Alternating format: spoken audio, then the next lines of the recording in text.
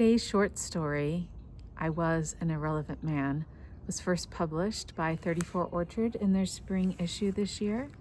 If you haven't yet checked out 34 Orchard, I strongly recommend it. It is a darkly magical literary magazine in whose pages I'm very grateful and honored this story found a place to rest, if somewhat uneasily. I was an irrelevant man. I watch her galoshes trudging grimly through the swampy underbrush and try to ignore the increasing dampness of my own pants. I've dried my glasses 100 times already on my undershirt, but to no purpose. 40 degrees and driving rain have left me blinded by water and fog. My teeth have stopped chattering, at least. 2 old people have no business in the Alaskan bush in this weather, but we have no business anywhere else. Our only son, Billy, is missing, and where the searchers go, we go too. Seffi's voice rises against the wind every few minutes, a forlorn plea. Billy. I know what she hopes.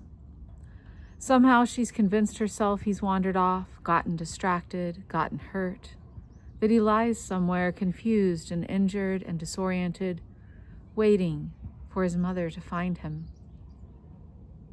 She doesn't look my way. I doubt she notices my own silence. I wouldn't expect her to. She forgot me 10, 12 years ago. I became irrelevant shortly after we moved Billy into assisted living. He was lonely between my job at the high school and his mother's natural solitude. Living completely alone wasn't a possibility with his Down syndrome, but he loved the assisted living center. He quickly decided the other residents were his responsibility, and between singing nights, board game afternoons, and his job at the grocery store, he was never happier. My subsequent disappearance from our married life was a relief. Seffi pulled me out of her purse at our weekly visits with Billy and on church Sundays, but otherwise my life was my own. I quietly erased all the titles assigned to me, man, husband, father, and retreated into the ones I'd chosen, reader, hiker, teacher. Seffi has long since stopped talking to me. She still issues edicts and drops occasional tidbits, but she's ceased unfolding her secret self. The students in my high school English classes, though, can't stop talking. They don't just unwrap a different incarnation every day. They become new incessantly, unashamedly, devoted to the metamorphosis of being. And I am an ardent reader of all their awkward, ill-placed words. I try to match my steps to the state troopers to no useful end. The line in which we walk becomes a tangled string, but the trooper directing our steps doesn't seem to care. Perhaps he knows our efforts are fruitless, nothing more than a salve for the aching. I walk on, sweeping aside the head-high reeds and straining through my rain-fuddled glasses for any sign of the red jacket Billy wore last. All I see is gray and brown. An arc. That's what I always tell my kids to look for in literature. The character must have an arc. What's his journey? How does he change? But Billy has no arc. He's the same sweet, stubborn child he always was. Those are the stories even writers are afraid to tell. The strokes the artist fears too much to begin because the ending comes too soon.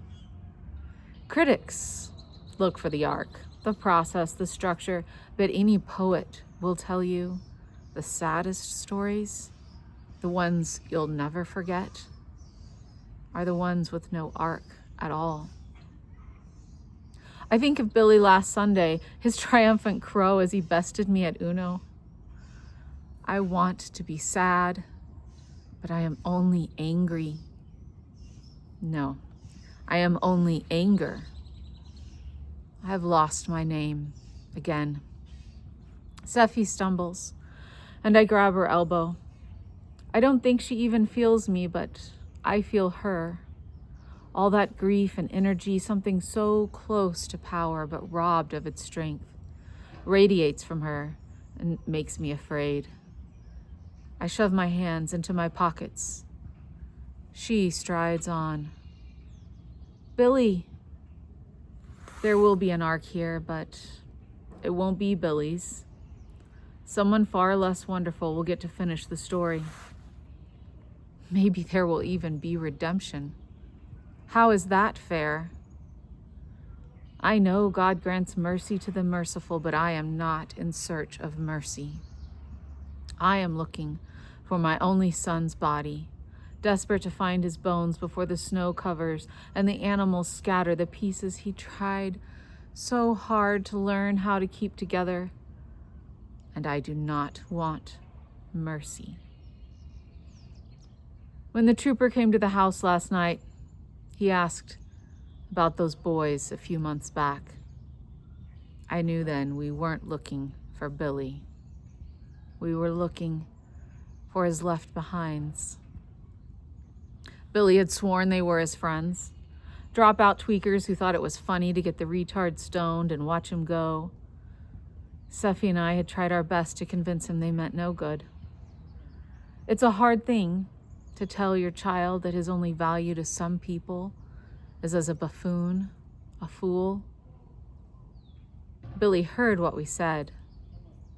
He heard us telling him that he could have no possible real value to people like that. He just didn't realize that we thought they were the real fools. All he heard was that his parents didn't think he mattered enough for the cool kids to like him for his own sake. You can imagine how that would have backfired. Not that those kids were likely to have had any grand master plan, but you don't need one in Alaska. The ground here, the oceans, the swamps, the lakes, the rivers, they will consume all your mistakes before they're even realized. Step by step, grid by grid, we know the futility of our steps. No arc here. I imagine Billy lying still and silent like a fallen tree, his face covered with moss and mushrooms and ferns. How soon till he disappears? He has disappeared already. That doesn't stop us, of course. Ask Joseph Conrad if you doubt me. We humans must persist on our course, however nonsensical, to keep ourselves from becoming unnameable stars. We do. We do because we have given our names to that and we know no other way. We all crave a name. Except, maybe, me. Tonight, I trundle Seffi into a hot bath, scrub away the mud and grass from skin that's grown so strange and unfamiliar. Without intending to, I trace the map of her moles and the roads traversing her neck and breasts. There are secrets here, secrets she has not told me. She cries into the bathwater, an unending, awful grief I think might kill her. I wipe her face again and again, but still her face is wet. I have no tears and no remorse for my tearlessness. My son, my only son, nothing more than food for monsters, and casual food at that. I am an aching cavern carved clean out by rage, where not even anger can live now. I am a wasteland. My son is swallowed by the swamps, but I am a desert. We stay up long after the aurora shatters its fist in the dark sky, stay up till we are driven into bed by a fatigue too complete for thought. Seffi curls against me, her loose-skinned, bony body a strange, fierce crescent against my own. Her fists grip mine, her knees press into my thighs, and her mouth opens against my bare back in the most awful, silent howl I have never heard. I cannot help my wife. I cannot help my son. I miss being irrelevant. I miss not having a name. How terrible, how tragic, how hopeless it is to be needed. The end.